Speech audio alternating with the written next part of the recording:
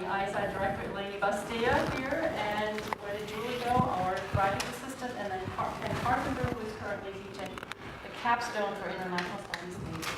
As you might know, this is the second week of a 14-day long event, and we have lots of other fascinating lectures coming up, including 2 more right after this one, dealing with African themes right next door, across on the other side of the building in Basement Hall 332, and then a couple lectures tomorrow afternoon, and then very exciting 2 lectures on Friday on the Ukraine and the Ebola crisis at 2 and at 3 and at 12 and at 2 in the afternoon.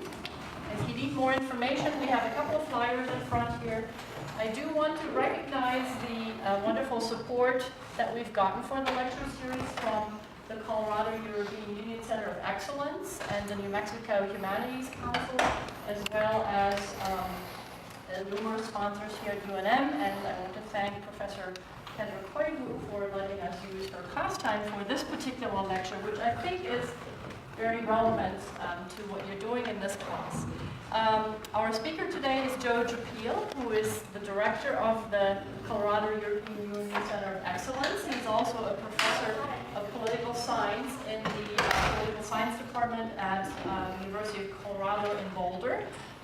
He's been a prolific author, having 2 books published with Cambridge University Press to his name, and he's at work on the 3rd one, plus numerous article publications.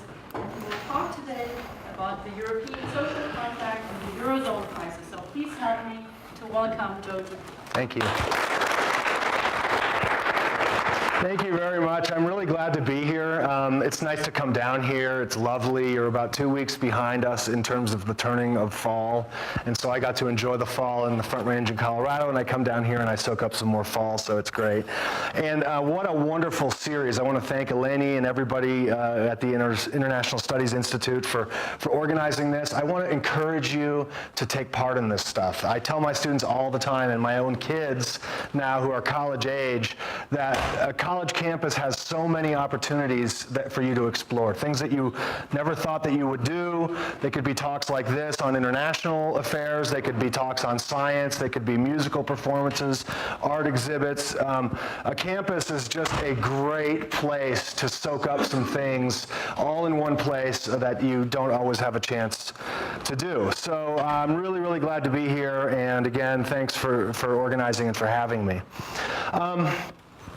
So I want to talk about the European social contract and the Eurozone crisis, and I have a little plan here. Now, normally I pace, and I have a clicker, so I can be unmoored, and I can walk around, and I can even walk to the back and things like that, which I like to do to just mix things up. But I don't have my clicker with me, and so I'm going to be a little closer here to the computer so I can reach and advance my slides. My basic plan is to talk just very vaguely. I'm not a political philosopher. I'm just going to sort of allude to the idea of a social contract. I'm going to allude to some very general contours of what we might think of as the European social contract, and especially somewhat distinct from how we think of that in the American setting. I want to talk about the Eurozone crisis, and I probably have more material there than I really want to deal with. So there's one slide in particular that I think I'm going to advance through because I don't want it to be too dense. I mean, I really want this to be, something that can resonate with you, even if you don't know anything at all about the EU. That would be my goal. And then talk about how the crisis is impacting this European social contract and some possible solutions. And it's funny that solutions is on the end of the series name because I hadn't actually registered that consciously. And I wrote a solution slide, and then you said, and it is also about solutions, and lo and behold. So I think it snuck in subliminally. I think I've been looking at the beautiful posters, by the way. They could be collectible, or like your rock concert posters. Okay, and let me just say, if you have any questions, you should go ahead and raise your hands. If there's something that I say that you don't understand, I want to encourage you to seek clarity from me, and I'll try to notice you raising your hand. If I don't notice you raising your hand, Go ahead and speak up so I can see, okay? And I do intend to leave time at the end so we have time for talking. Like, you know, less lecture, more talk is, more conversation is always good. All right. So, you know, what I'm alluding to here with the idea of a social contract is the idea that all government is really basically a deal or a bargain between the ruler and the ruled. So it can be implicit. We can just sort of inherit cultural norms or cultural arrangements from the past. Or it can be explicit, where we say, write a constitution, where you lay out the respective rights and responsibilities of people and the people who rule over them. I think the sort of my standard thinking about this is usually a trade-off where we give up some power, we the people give up some power, and in exchange we ask that the government, the state, let's just call it the ruler, confer some kind of benefit on us, that they provide us with security. That's sort of if anybody ever read Thomas Hobbes' Leviathan, that's the idea there, is that, you know, we're always at risk of having our skulls crushed by a rock from somebody, and so we empower Leviathan to have overweening coercive power over all of us, and that the idea is that that's supposed to keep us safe. It can also be prosperity, and this is sort of a little more in the Locke mold, but we tend to see this where often, and this is my next point, often in non-democratic regimes, it seems to me quite explicit that in the case of contemporary Russia, in the case of contemporary China, that there's a deal between the people, the ruled, and the rulers. And the deal is the rulers keep supplying you know, economic growth, economic development, opportunities, you know, new consumption opportunities, and all kinds of other things. And in exchange, in the Chinese case, you just don't ask for democracy. And, you know, normatively we look at that and we think, you know, that troubles us because we like democracy, but if I were a Chinese peasant, for example, maybe that's a good deal. Maybe the fact that I'm going to be able to live to, you know, past 50, unlike my parents, that I'm going to be able to educate my children, that I'm going to be able to have a washing machine to help with the chores, maybe that's worth it, okay? Again, I'm not making a normative claim about any of this. I'm simply setting up this idea that either implicitly or explicitly there's some kind of contract that we arrange between rulers and ruled. So is more specific to the European context. We're talking about something that we could call a European social contract. It goes under many names. We have the European social model, which I think will show up in some of my slides. We have, you know, the welfare state or the European welfare state. There are lots of ways to phrase this. But in my view, and again, this is really a rough sketch. I mean, we have people who are really expert on this stuff who would say, oh my gosh, this is not true at all. And, you know, I'm not working for nuance here, okay? I'm sort of saying, in the main, what are the kinds of things, especially coming from an American perspective, what are the kinds of things that we associate with this European social contract? And generally, I would say, if we could imagine a trade-off between states and markets, it tends, and we imagine that in, you know, advanced societies, that all advanced societies are somewhere on this continuum between pure state and pure market. Everyone's in the middle, that the Europeans shade more to the side of the state, and the Americans, Anglo-Americans maybe, shade more to the side of the market. So again, that's a very general sketch. Citizens are typically paying higher taxes, and typically, you know, not as upset about paying higher taxes as we tend to hear in the American setting. But in exchange, so, you know, Europeans will pay higher taxes, but in exchange, they expect something from government. They expect government to help them manage risk, so regulate environmental risk, regulate health and safety issues, regulate labor standards, et cetera, et cetera. And the government then bears some responsibility for cushioning the impact of hard times. And this is obviously where we are now, right? Since 2009 in the European Union, since 2008 in the US, the global financial crisis begins as a US subprime mortgage problem, spreads all over the world, really starts hitting Europe in 2009, and times are tough. Okay, times are still tough, and I'll show you more about that in just a few minutes. And so the expectation in Europe, the European social contract says, when things are hard, government will cushion for us, and government will help us make our way through these troubles. So we have a whole series here, Modern Societies in Crisis. I'm suggesting to you that Europe fits the bill, that is contemporary Europe right now, and I'll mostly talk about the Eurozone. The European Union is currently 28 countries that are members of the EU, and the Eurozone, the countries that use the single currency, are 18. Okay, so I'll play a little fast and loose with those distinctions, but mostly what I'm talking about is the Eurozone, and I think it fits the bill. Now, it may not fit the bill that some of the other talks, like we're going to talk about Ebola. I mean, I think people, if you're interested in West Africa and you're thinking about Ebola, that's a crisis, okay? We're talking about slavery and other things. I mean, those things are obviously very, very difficult problems. But I do think that the EU situation, what I'm going to call the Eurozone crisis, fits the bill. Okay? People are suffering. The economy has been performing very poorly, and I'm going to bring this up at the end again, the specter that haunts Europe right now is the specter of the 1930s. Okay? The 1930s, the Great Depression, the interwar period, but the Great Depression and the standard analysis is that it was the economic trouble of the Great Depression that sowed the seeds for Hitler and everything that followed from Hitler, okay? And that is the really, really big worry. So yes, Europe is cute, rich people, now they have first world problems, and now they can't, get all the same things. It's not the same as people dying by the tens of thousands of Ebola in West Africa, but it could be very, very bad. Okay, so people are suffering now, that's bad, but it could be catastrophic. And so I think it's worth thinking about. All right, so what is this crisis? Lots going on, lots to say. Let me list these things. Again, you're going to hear about it as sometimes called a sovereign debt crisis. There are problems with economic imbalances between the different countries. There's a banking crisis that was attached to this.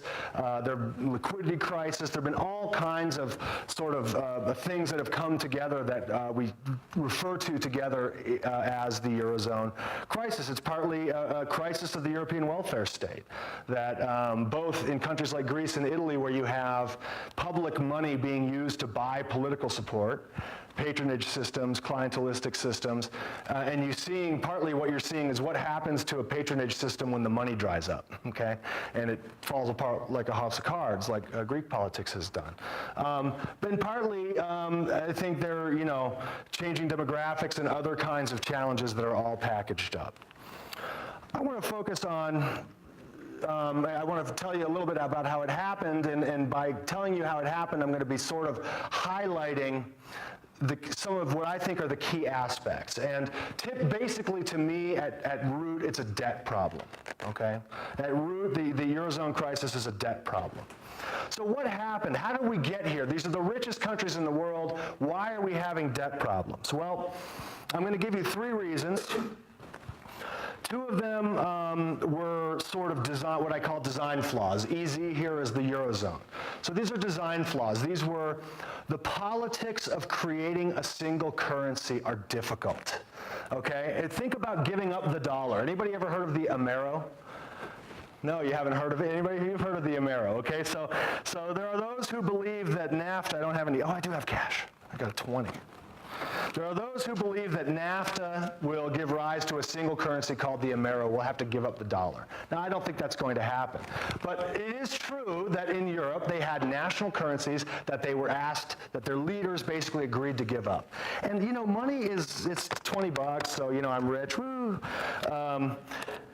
But it has symbolic value, right? The iconography of the people, that's Andrew Jackson, and that's the White House, and people sort of end up attaching themselves symbolically to their money. So giving up a currency is a hard choice. Symbolically. It's hard politically.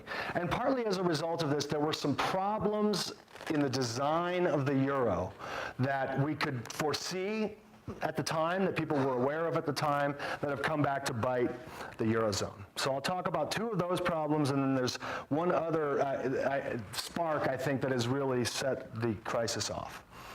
So this is Professor Sauer's area of expertise, not mine. The EU is not an optimum currency area. What does this mean? It means there are certain kinds of economic fundamentals that you would hope that would be in place in order for it to make sense for you to have a single currency and a single monetary policy. So where the central bank is setting interest rates, the price of money, and to have it be suitable for the entirety of a large economy. So the main condition that you want to have in place is that you should actually have a single economy, which means, and by really what I mean is sort of that the economy is everywhere in the same part of the business cycle. If the economy is growing, it's growing everywhere. If the economy is slowing down, it's slowing down everywhere. And the reason that's desirable is because you can then have a monetary policy to respond to those economic conditions. But what happens when one part of your economy is growing fast and another part of your economy is growing slowly? What kind of monetary policy should you run?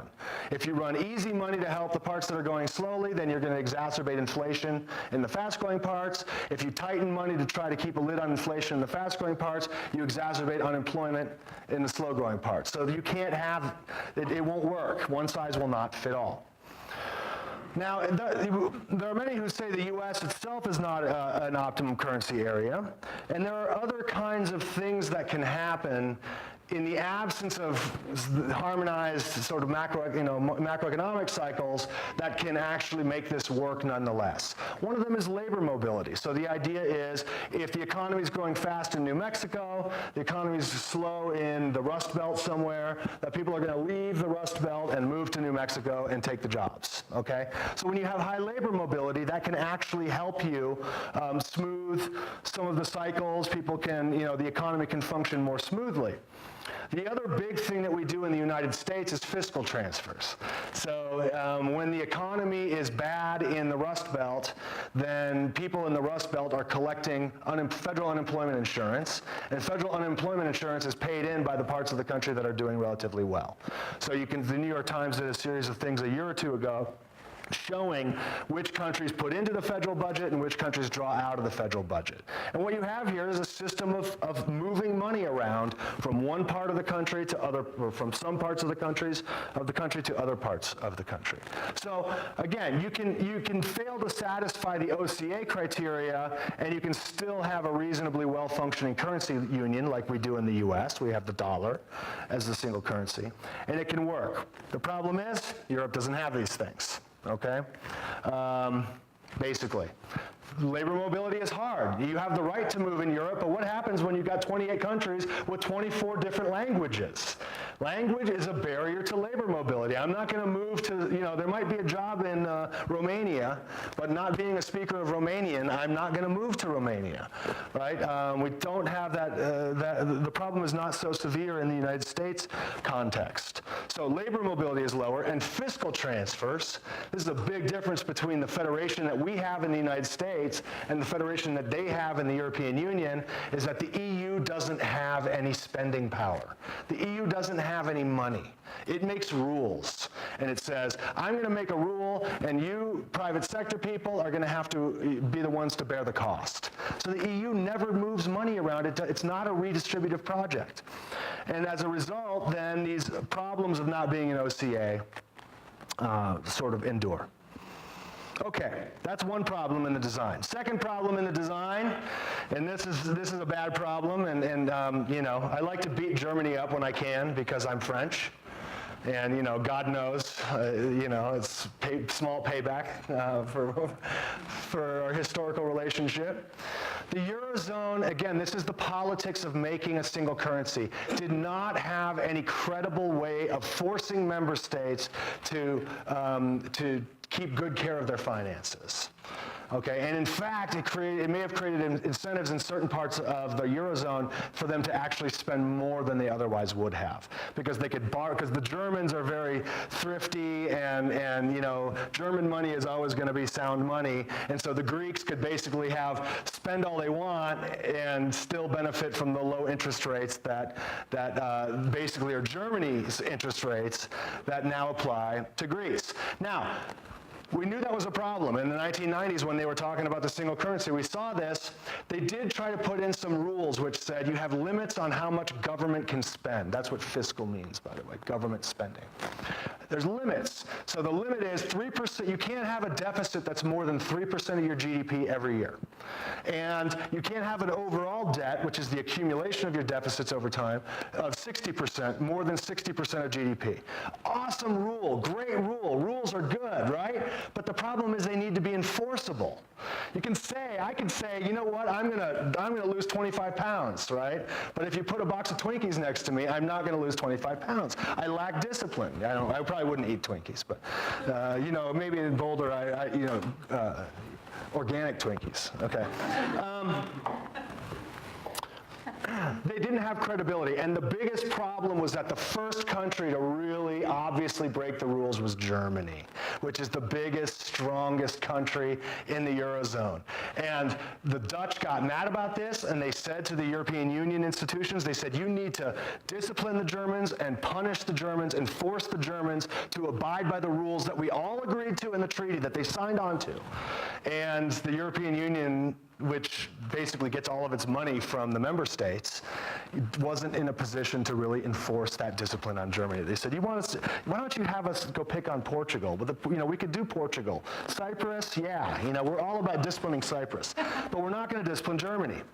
And so Germany got away with breaking the rules. France then broke the rules. I can't remember the exact sequence. It was all bound up. And basically, once those countries said there's not going to be any rules, guess what?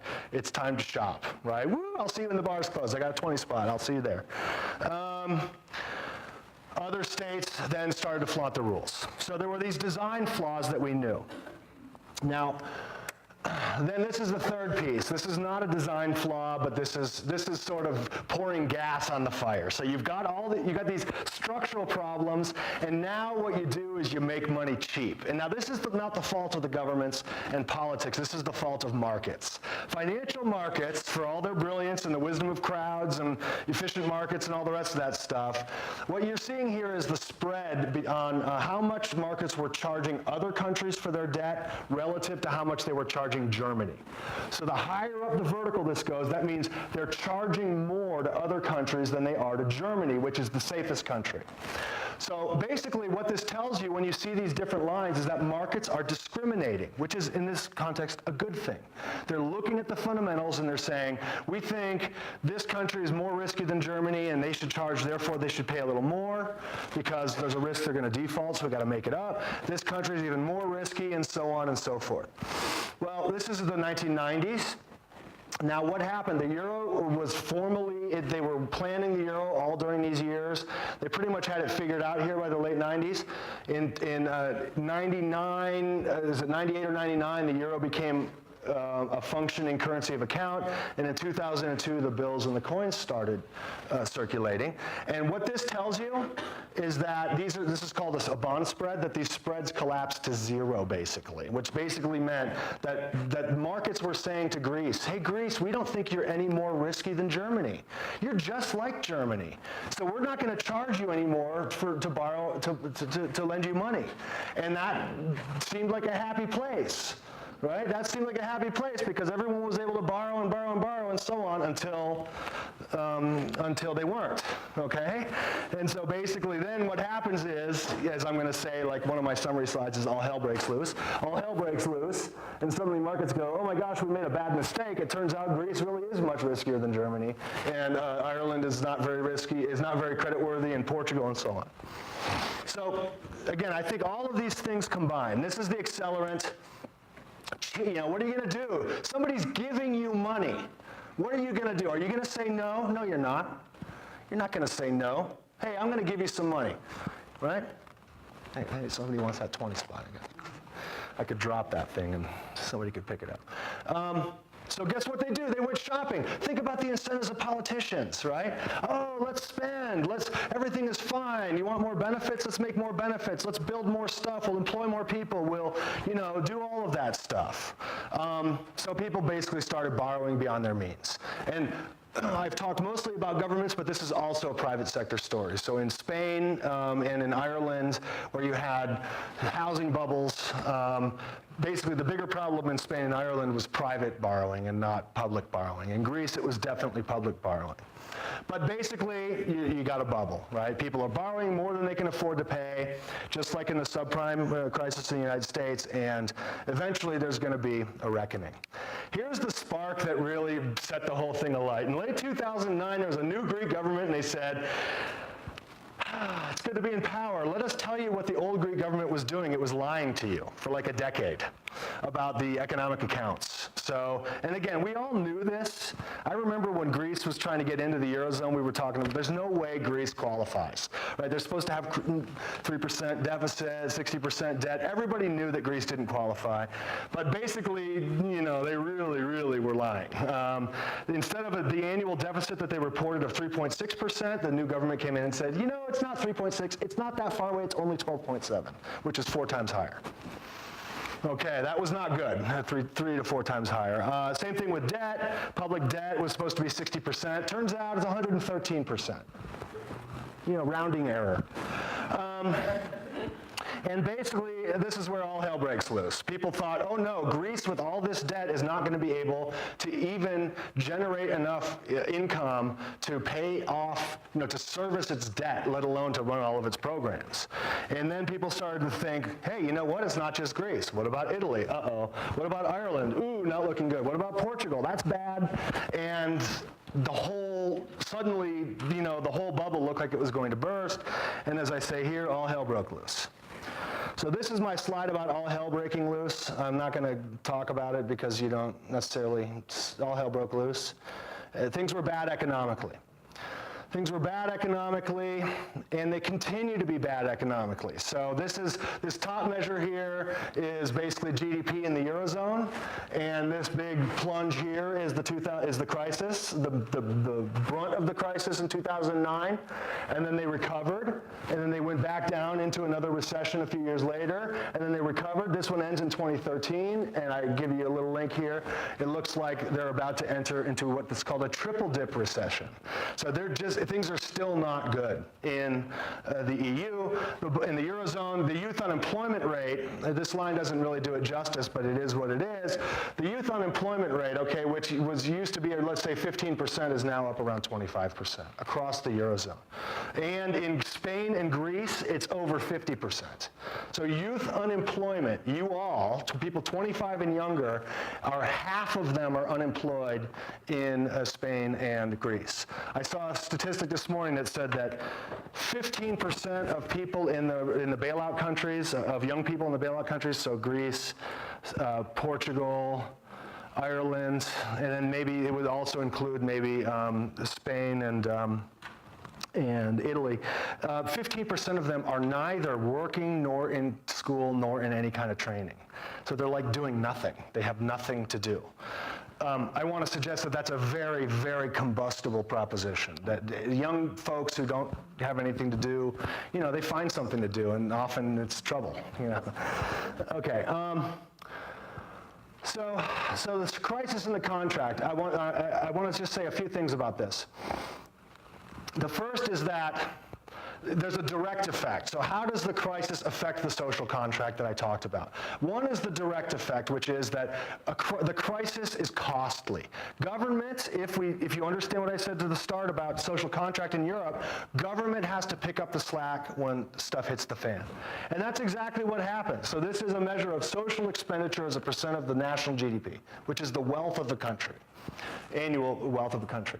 And the Eurozone, as you see, it started in the low 20s, and now it's up over 25%. You might think, whoa, 22% to 25 and change, that's not very much. That's 3% of their total wealth. right? That's 3% of their total wealth that is now being chewed up by social expenditures because people are unemployed, because people need retraining, because people need, you know, the things that they need. And the expectation is that the state will provide these things. And so it's been flat now, it's been flat, but this is the new normal. Okay, if the old normal was maybe, you know, 20 and change, the new normal is 25%. That's 5% of your wealth that just got taken away from you. Okay, that you no longer have at your disposal. So there's a direct effect. This is going to be worse with demographic changes. I'm not going to spend a lot of time talking about demographic changes, but European societies are aging very quickly. The dependency ratio, which means basically, you know, the ability to pay for things like retirement benefits and the medical care of older people, which gets more and more expensive, is the ability to pay is declining because you have fewer people working.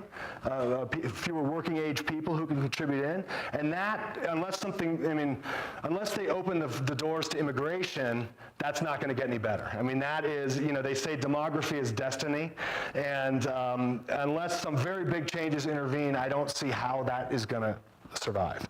So that's a huge threat to the social contract right there, but I'm going to focus on the Eurozone crisis. So besides these direct budget costs, so we want to ask, you know, is it sustainable?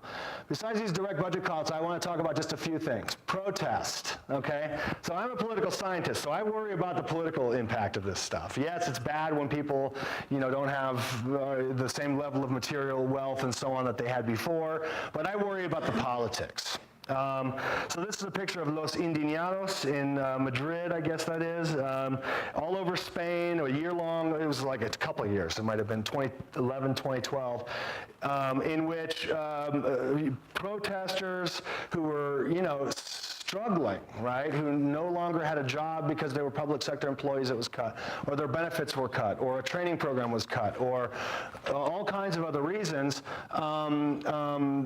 gathered in Spain throughout a year or two, and were there a long time. So I think somewhere I say it's like Occupy, but with some sustain. So, you know, Occupy happened, and then it sort of disappeared, and it's hard.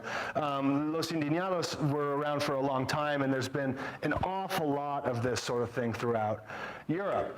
Let me just show you another picture, a set of pictures. This is not just a Spanish problem or even a periphery problem. So I'm going to share these overheads if anybody wants it. I know these are a little hard for you to see, but the reason I reproduce all of them is just get a general sense of which of them are trending up. Okay, I mean, forget all the details of the spikes and all the rest of it, okay? Austria is flat, Belgium trending up, that looks like it's trending up, and probably trending up in Germany, trending up in Greece, trending up in Ireland, I mean, right? So basically all throughout Europe you have the protest activity that is trending up. Yes? How is it controlled for the fact that some of these countries have more like European Union like bases? So like it's not just protesting against the government, it's also protesting against the EU and Belgium. Yeah.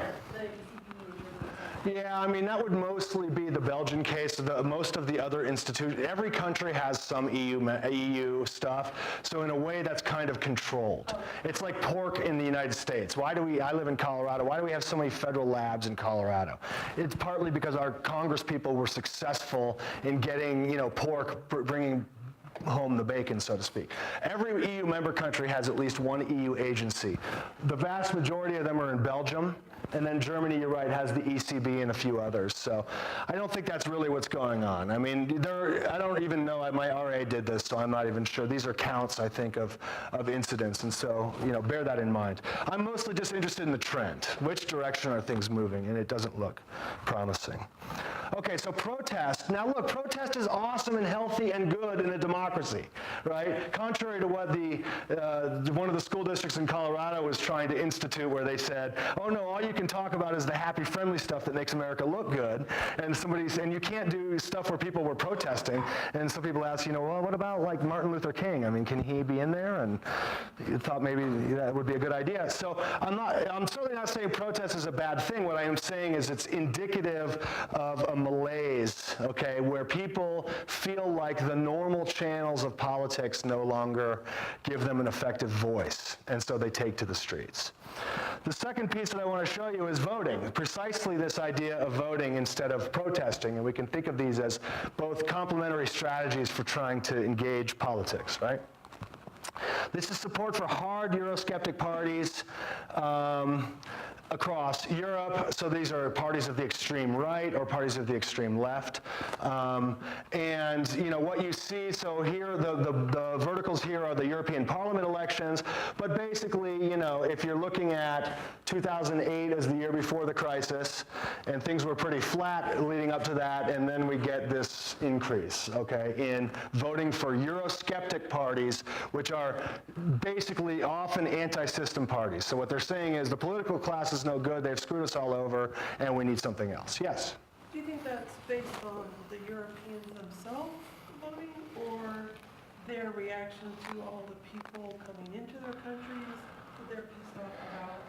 It's hard to disentangle with a time series what people are responding to. I mean, it's all of those things, right? Think about if, you know, the EU is a very interesting setting because we think of globalization, you might have heard of outsourcing or you know, that sort of thing. We think of globalization and it impacts people here. People here will lose their jobs because jobs are being outsourced to other parts of the world, and you know, and we feel it. Now, the United States is not a very open economy because we're so large, right? We're relatively less impacted by the global economy than other countries are. Small, open economies like you have in Europe, which are highly open, highly mobile, permanent. You know, so you have labor mobility and other things. I mean, under the law. So I think the answer is it's all of those things that are coming together. And look, it's the belief that whatever's going on, the leaders haven't been doing a good job. The existing system isn't working in the interests of these people. And so they're turning to alternatives that in some way are anti-system, that in some way reject the very premise, for example, of you know, rights for immigrants or rights for other kinds of people and so on. And beyond the graph here, in 2014, if you were paying attention this last summer, there was, you know, extreme parties won a huge chunk of the vote, over 25% for the National Front in France, 25% for the UKIP in the UK. I think that Syriza was the left-wing party in Greece, had almost a quarter of the vote, and so the European Parliament now, we're starting to see big changes, potentially big changes in the composition of the parliament. So people are voting. So why do I present these to you? Because these are indicators that something is not right, okay? At least relative to the status quo that we were familiar with for many decades. Here's the big fear. So this is a picture of Golden Dawn. You might have heard of Golden Dawn. It's a fascist party in Greece that is, I think they got 9 or 10% in the European Parliament elections, avowedly fascist. You can't really see their emblem here, but their emblem is like the inversion of the swastika, so it's basically a swastika. And you see that they have this tendency to put their hands up like this over their sort of swastika, and that together the Heil Hitler and the swastika make us think of Nazis for some reason.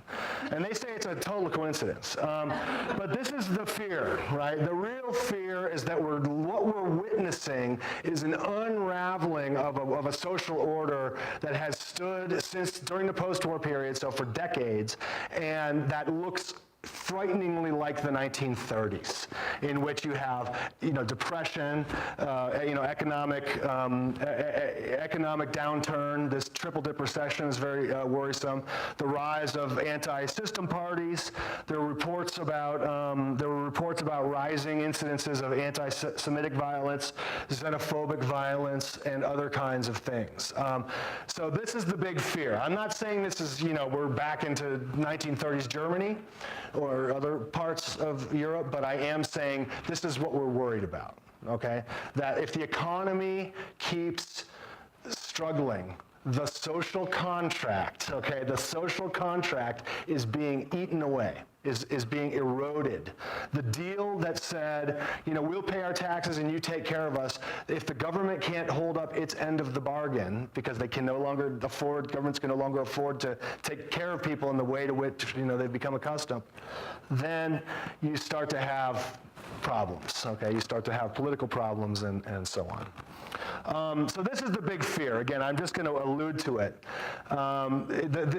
This could happen. So the National Front could win an election in France. Now, they've modified now. They no longer are avowedly fascist. That was Monsieur Le Pen, the father. Now they have the daughter, and she's put a much more human face on it. We're not really fascist, but, Hitler had some good ideas. He wasn't terrible. And again, I'm probably being too strong about that. Marine Le Pen, who's the leader of the party, would say that I'm being unfair. But the worry is that if the National Front comes in, then you have serious problems. Anti-immigrant, close the borders to immigration, which violates EU law. Ultimately, the EU itself will be at risk, and we're looking at unraveling all of these institutions that maybe have helped accomplish some good things. I mean, the EU has all kinds of problems. I just was speaking when we came in about my own family background, and I want to stop in just a minute. But my grandfather was born in 1906 and in France, and my great aunt was born in 1908, and they came over after World War II, they came to the States, and when I contrast their experience of the first half of the 20th century in Europe was the bloodiest 50 years in human history, okay? I mean, tens of millions of people were slaughtered in World War I and World War II, and my grandfather had personal memories of World War I from when he was a small child, and then he was a POW during World War II. So, we look at these things, and the contrast of that first half of the 20th century with the second half of the 20th century, a period of prosperity and peace, a period in which there were not a single battle death in Western Europe from 1945 until today. 70 years, basically, of peace that has been accomplished. And it does worry me that these things might themselves unravel. Okay, last point, solutions. There's Angela Merkel. I found the most dour picture of her. It's not fair. You could find a dour picture of me looking, not on top of my game. So what is the solution? How do we fix this problem? Now, I'm going to, I think one solution would be more Europe. I think one solution would be more Europe. The countries are small. The countries cannot survive in a global economy and prosper in the way that they used to. There are benefits to teaming up, to having a group of countries which together can count for something. So I think one step, and this is actually being talked about now, is the step toward a true fiscal union, like what we have in the United States, where actually a chunk of money is moving out of the economy into the central government's coffers, and then the central government is then redistributing that money around the country as a function of what people need. So that if people are rich in Seattle, Washington, and people are poor in Lafayette, Louisiana, that some chunk of that gets redistributed from where people are doing well to where people aren't doing quite as well. And from an American perspective, we think, oh my gosh, it's communism, socialism, all the rest of it. We're doing it all the time. We do it, every day. And it's worked. Right? It's worked. There are no bailouts of state governments in the United States. If a state government has a fiscal problem, it goes bankrupt. Okay? But we have transfers that make up for some of that. Yes? But how would that help if the country that you're helping is constantly not being appropriate with the money over and over, and so then you're totally...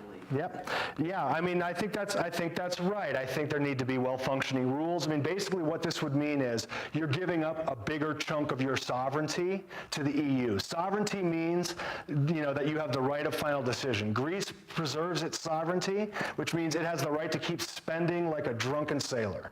Okay? So I think that they would need stronger rules. Right? They would need stronger rules that say, you can't do this, and ultimately that have sanctions that have teeth so that they couldn't do it. I see a few other hands. Let me just make my last point real quick, and I want to get to these. The politics are tough. My argument is we need Angela Merkel. We need Angela Merkel to stop being a German leader and start being a European leader, okay? Right now, what politicians are doing in the member states is they're going, things are bad, because they all want re-election, like all politicians. Things are bad. You know who you should blame? You should blame the EU. It's the EU's fault that you're having all these problems, and some of that's true. I mean, there's a kernel of truth in there. But what needs to happen, I think, is that national leaders need to step up and say, we need to view Europe as a solution. We need to view the opportunity to get together and to, buffer the global economy more effectively, and that ultimately can only start with national leaders like Angela Merkel. Yes, sir. Well, I'll stop there. The point you made earlier about the language barriers. Yeah. How would you overcome that? Would it be a learning curve, or? Well, I mean, I think we imagine that in the very long run that problem will get better. But I think in the meantime, that's why I'm focusing on fiscal union. Another way to have a currency union, if you don't satisfy the OCA criteria, so if you have a macroeconomy that's not all in the same part of the cycle, is fiscal transfers, which is what we do in the United States, in addition to labor mobility. So, yeah, that's a long-run project, I think, of people learning about each other. And in the very, I'll ask this question, and I've talked to experts about this, and maybe they've given me the answer, and I just don't hear them, but I wonder, when did we start thinking of ourselves as Americans and not as Georgians and Virginians and Pennsylvanians and all that, right? I mean, at one point we were separate, and at some later point we thought of ourselves as one. It might have taken hundreds of years. And I think that, when do people start really feeling European, and so they no longer say I'm French, but they say I'm European? That might take a really, really long time. But it might happen, right? So I saw your hand was up. No? Yes, sir. So you're kind of suggesting the solution being a shift from the Articles of Confederation as the European Union to a more That's very good. United States of Europe? Yes. Exactly right. I think the Articles of Confederation, I don't know enough about it to really speak expertly about it. I have a copy of the Articles of Confederation on my desk, and I keep, every now and then I sort of look at them and go, gosh, I really need to think that through. But yes, if I understand the Articles of Confederation, taxing and spending, and it was hard to get the countries to actually respect the rules about contributing to the central budget, and that the United States Constitution was substantially a response to that institutional limitation. So that's a very good analogy, and I wish, so yes. I have two questions. Yes. One is about the third dip in euro crisis. Yes. Is it related to Ukrainian situation? I could, The yeah. second one, let me ask that because it has to do with 1930. That's what I started to worry immediately when the crisis started. Right. But every time I go to Europe, that is very often, to different countries, I don't feel that. It seems so nice and good. And we have statistics that it's terrible with youth unemployment. Yes. And at the same time, just in every country, from Baltics to Greece, by the way, it's good. Yeah, so let me take the first question first. I think the Ukraine, yes. I think that the challenge of trying to sanction Putin in this current situation is that when you make a threat to someone, it's costly when your threat, how as it goes, it's costly when your threat fails, but a promise is costly when your threat succeeds, or something like that. So if you're going to really threaten Putin with economic sanctions, it's also going to hurt the Europeans. It's also going to hurt the Americans. And so I do think maybe we're seeing some of that. I think if you read Paul Krugman in the New York Times, who I read, and I he basically says the problem is that we're all in thrall of small handful of narrow-minded economists who think that austerity is the answer for everything, okay? So Paul Krugman, this is more macroeconomics, he says what we need to do is we need to find ways to put money into the economy through government spending, through easy money, monetary policies, and all the rest of that. So he thinks that the third dip in the recession is because countries are still tightening their belts. economically. Well, and Germany now, the last quarter was not good. The data out of Germany is less hopeful than it was. In terms of how it feels, I don't know what it felt like in the 1930s. I mean, I don't, it's hard for me. Maybe if I'm walking around and I'm not Jewish and I'm walking around Germany in 1935, things feel great. I just have no, I don't know until the war started, I don't know that we would have picked up on, from the outside, for example, on all of the currents that were working themselves out in that setting. So, look, I'm an optimist by nature. I don't think that things are going to blow up, but I'm worried that they could. Okay, we might have time for just one or two more. Yes, young lady. Do you also think that one of the reasons why it's not as heightened that fear of possibly France with their extremist groups coming to power and having another World War II is because when the EU, especially with the Eurozone, the reason Germany was able to be reunified and to keep a control on Germany to make sure that another World War II thing didn't happen was so that they would be included in the monetary union. So France is already included in the union. Yes. So if there's already thresholds, and I feel there's already safeguards in place to not let the Yeah. get out of Yeah, I mean, I think that's a very optimistic view. Look, I study institutions for a living. I study how we make rules to try to govern politics. The challenge of studying institutions, and you're basically making an argument that institutions have been created which bind Gulliver down. The problem with institutions is what happens when an institution is confronted with a gun. Okay, I mean, it's at the nub of the problem is what happens if the National Front takes power in France and she says, we're going to kick out all the foreigners, and we're going to use the coercive power of the state to kick out all the foreigners. And what does the EU say? Well, we'll take you to court. Right? And that sounds a lot like what happened. Anybody ever heard of I know we're almost up, the Kellogg-Briand Pact in 1928, which outlawed war forever. Hallelujah, my God, thank God it was so easy. If only I knew we just had to sign it on. It's like me and the Twinkies, right?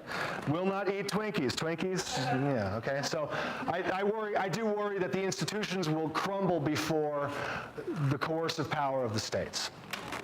Okay, thank you.